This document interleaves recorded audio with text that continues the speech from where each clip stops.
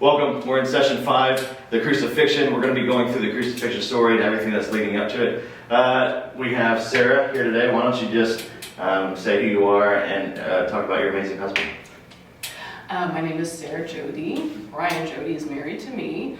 I am a mom of 2, and I am a church communications person, though for a church in Dallas, an Episcopal church.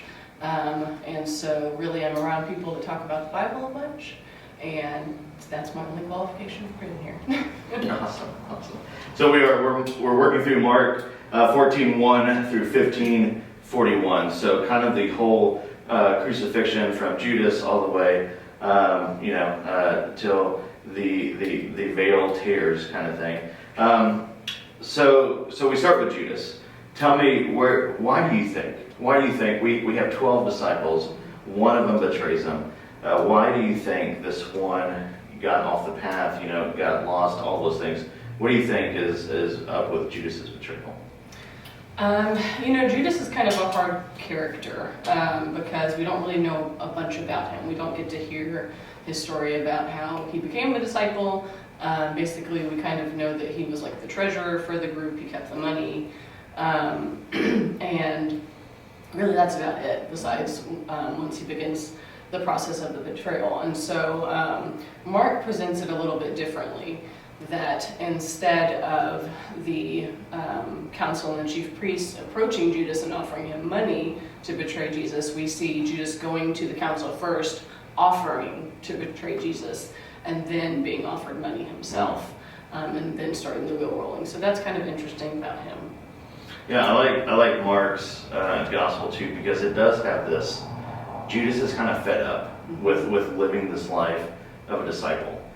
He's watched perfume being wasted. He's watching there's no head for the Son of God kind of thing, and he's watching this life live out that he is just almost not interested in anymore. Mm-hmm. He's kind of hitting his wall of, this is how much I'm willing to give, and now nothing is really changing, so I might as well get what I can now and then get out of this. Right. And we do see Judas kind of fall off the map, but we kind of see all the disciples start struggling and start kind of getting at each other, but then also just like falling off of like this faith that they've had, because we've been in this now where they've done miracles. He's healed, he's brought people back from the dead, he's all these things, and the disciples have walked with him and they're learning, but we get to the stressful moment of Christ's last days, and we see these disciples kind of fall off the map. Why do you think that is? What do you read into that? I think that word that you used is perfect, the stress of it, right? And people, we know in our lives, people respond to stress in all sorts of different ways, and so it would be silly to think that they wouldn't also. And so, kind of they're seeing a little bit more pressure being put on Jesus from the chief priest, and they're butting heads about things. And I think they probably know that there's this, and Jesus himself is explaining to them that he's about to be killed. He's about to die in some way. And they don't know exactly how that's going to unfold, but there's all this tension that's happening. And so you almost have to expect that they're going to get cold feet a little bit. They're going to, feel that pressure themselves, and how they react to that, is anybody's guess. And so in the same conversation that Jesus tells them that he's going to be betrayed by one of them at the Last Supper, he tells Peter that you're going to deny me 3 times, right? And so there's kind of two, sides to how people react to it, Right. And so, everybody else we don't really know, but we can assume that they fall somewhere in that spectrum, probably. Right. Yeah. And I do we see like the two almost extremes where Judas is looking at this life of discipleship, and he's just like, I've given everything that I can to it, yet I don't want any of this. Like I'm not seeing any fruit. I'm not seeing anything good come from it. Mm-hmm. So I'm stepping and leaving. And then you see Peter in Christ, and Peter, always has foot and mouth disorder, right?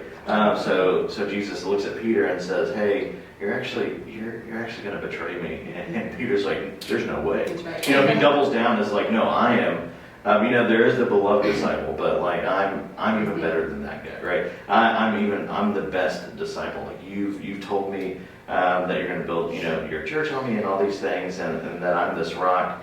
And he kind of doubles down, but in the moments of stress, and these moments where we feel completely lost, we revert back to humanity. And that's where we see both of these disciples as reverting back to maybe their former selves, but maybe someone where they're just more comfortable and taking care of themselves. With Judas, it's money.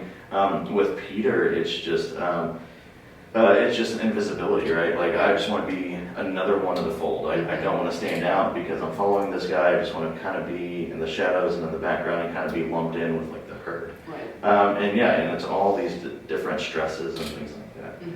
So we go through, Mark goes through all the way through the crucifixion. And then one of the most powerful things is this Roman soldier. This Roman soldier sees Christ crucified and Christ's death. And the Roman soldier says, "Truly this man was God's son."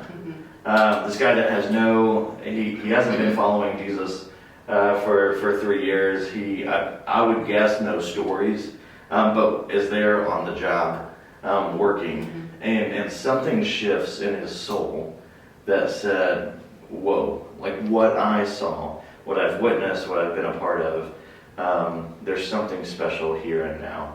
What do you think that was? Like, what do you think it was, and then why? Why do you think that is kind of like around that story?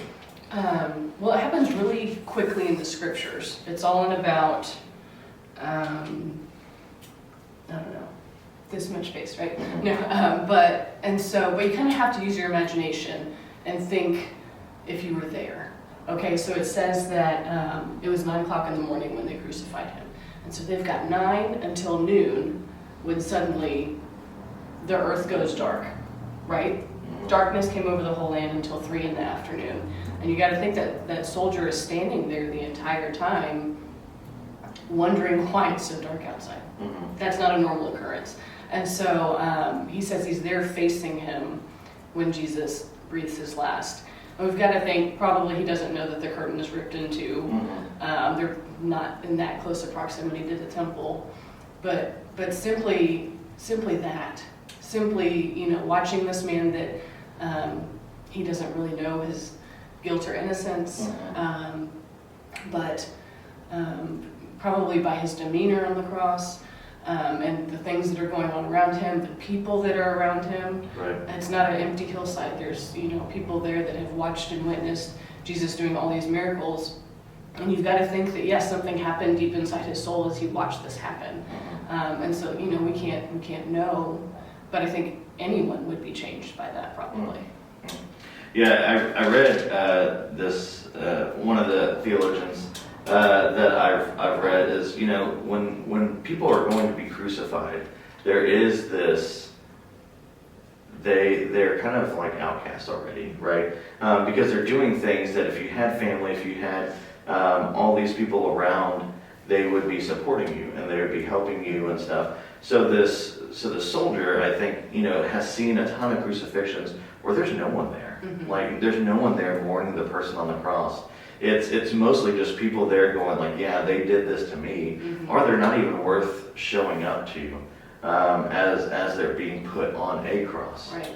So I have to imagine this scene where the soldier is sitting there, having seen, especially during this time, a bunch of crucifixions, and there's people that are just utterly mourning and grieving this loss of a person on this cross, and then also just like the vile hatred of the same person, and these two conflicting reports of this is the Son of Man, this is the Son of God, this is God here on earth, and then it's here's this hypocrite, here's this blasphemer that's saying all these things, but it's not true, and he's watching these two people, and for me, I would put some weight in this the people that are truly mourning and upset, he has done everything for. And the people that are just so vile and hatred, he is trying to disrupt like their foundation. And he's trying to disrupt their kingdom on earth that they've built on the backs of religion and all these things. And then everything, and then the weight of everything else that's happening. It is a cool story just because it's so quick, and how it's like this, a couple verses, but one of those things that Mark threw in there for a reason. Because of this guy that has no buy-in to what's happening. He's there just doing a job. He is an unlikely person that would have anything to do with the story of Christ, but he's there. In your life, have you seen this happen where God kind of reveals God's self in unlikely people, or God reveals God's self in just the mundane, or even just what you've never experienced before, or anything like that? Yes, for sure. I'm thinking of one specific instance is difficult right now, but I think that God often uses the unlikely to reveal himself to us. And so I know that, personally, in unlikely situations have I been called out, not literally, but something will happen, whether I'm at fault, or it's just like a reminder of the way that I'm supposed to act, and it's a check for me of how I'm supposed to be a disciple, maybe how I'm failing at that, or how I could do better, how I could be more like this person that seemingly doesn't have any faith, but they're doing it better than I am, Right. And so I think that God does that all the time. I think that in our kids, they call to question, oh, why do you do that? Or why has this happened? Why is this person like this? And it makes you think in a way that you often haven't before, or in a long time. And you think, well, okay, how do I explain this to you without all of my years of, prejudice and things like that I carry with me. How do I explain this to you in a way that you can understand and that is true? And so that's always an interesting challenge, I think, when that comes up. But yeah, I do think about the kids and you, because I do try to be the best disciple and all these things anywhere that I go, and then I get home. And there's been some instances, just in the past couple months, where I've said something or something's happened, and you just give me this look, and I'm just cool, thanks for that. That's a good check of how I need to be a better person. And then I recalibrate and things like that. But it is this life that we live close to God and trying to do all these things in these stressful times and these chaotic times, but also just making sure that we're still just connected. To Christ as we move forward. Right. And I think that that's one of the cool things about Peter's story in the scripture, is that even though Jesus tells him, you're going to deny me 3 times, Jesus still knows that he's going to carry on and be the rock that his church is built on. So it's this beautiful knowledge that Jesus has of Peter's not, hasn't lost his worth because he denies him. We are continually given second chances and third chances and fourth chances. That even when we fail, even when we deny Jesus, there is still good work to be done, and still always going to be another chance to do better. Yeah. Awesome. Well, that's all the time we have. We thank you again for tuning in with us. We hope that your small group discussion goes well.